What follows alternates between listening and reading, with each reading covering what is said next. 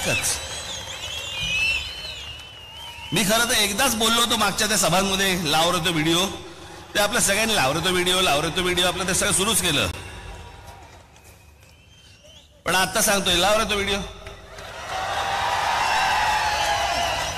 हे नीट ऐका. किंवा वय झालेल्या बाळासाहेब ठाकरेंच्या हातात, म्हणजे 80-85 वर्षाच्या म्हातारीच्या हातात तलवार देऊन काय उपयोग होणार आहे, थरथर करायला लागलं.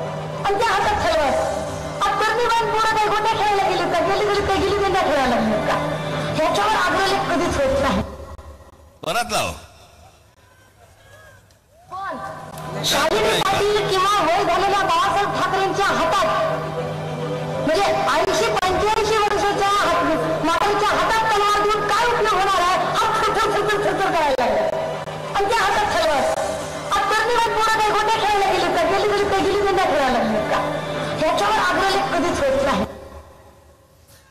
यांच्या अनेक क्लिप्स आहेत, मला त्यांच्या काही क्लिप मध्ये काही देणं घेणं नाहीये, परंतु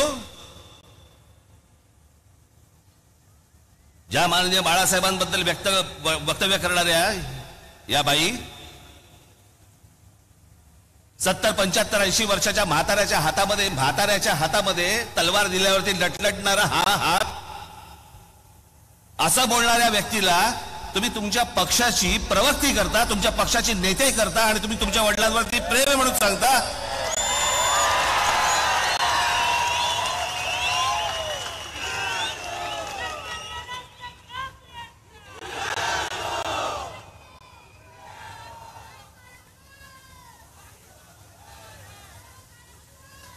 ज्या छगन भुजबळांनी माननीय बाळासाहेबांना अटक करण्याचा प्रयत्न केला होता,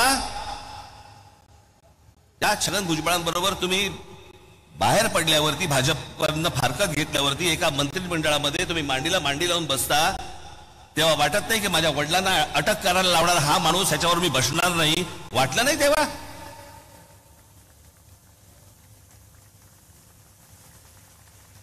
कसलं फोडाफोडीचं राजकारण सांगताय तुम्ही?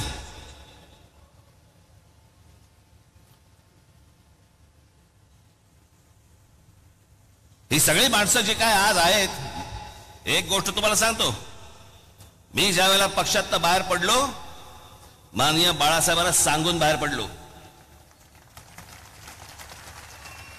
मी भेटायला गेलो, मी मला असं हसय, मला अजूनही आठवते, त्यांनी माझे असे हात केले, मी त्याच्या जवळ गेलो, आम्ही दोघांनी मिठी मारली एकमेकांना, मी म्हटलं येतो मी.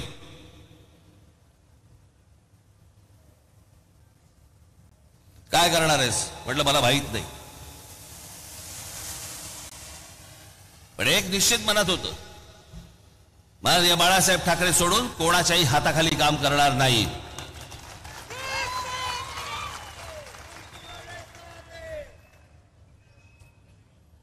पक्षाचे किती चढ उतार आले, मार्ग काढीन त्यातनं.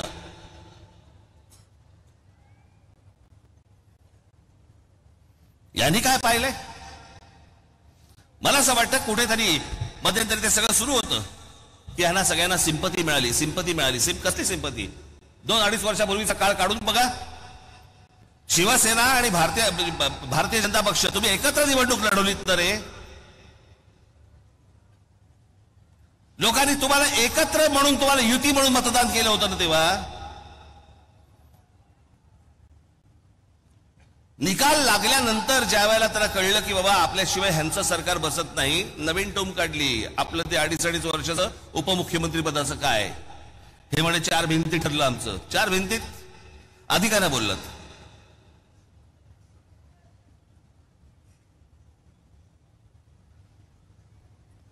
म्हणे अमित शहा आणि आमची म्हणे बैठक झाली एका खोलीमध्ये, आणि तिकडे ठरलं की आम्ही 2.5 वर्षाचं आम्ही करणार. नरेंद्र मोदींची सभा झाली, तिथे हे व्यासपीठावरती उपस्थित नरेंद्र मोदी स्वतःच्या भाषणामध्ये सांगतायत की आमचा पुढचा मुख्यमंत्री देवेंद्र फडणवीस असणार. का नाही आक्षेप घेतलात? अमित शहाच्या सभेमध्ये व्यासपीठावर तुम्ही बसलेले होता, तिथे अमित शहा म्हणाले आमचा पुढचा मुख्यमंत्री देवेंद्र फडणवीस असणार. का नाही आक्षेप घेतलात तेव्हा तुम्ही? निवडणुकीचे निकाल लागल्यानंतर तुम्ही सगळ्यांना जगाला सांगताय की माझ्याबरोबर 2.5 वर्षाचा करार केलेला, मग अधिकाऱ्यांना सांगितलं तुम्ही. लाखो लोकांची मतं वाया घालवलीत, आणि त्याच्यानंतर ज्यांच्या विरोधामध्ये तुम्ही निवडणूक लढवलीत त्यांच्याबरोबर जाऊन तुम्ही तिकडे विधानसभेमध्ये बसलात काँग्रेस आणि एनसीपी बरोबर.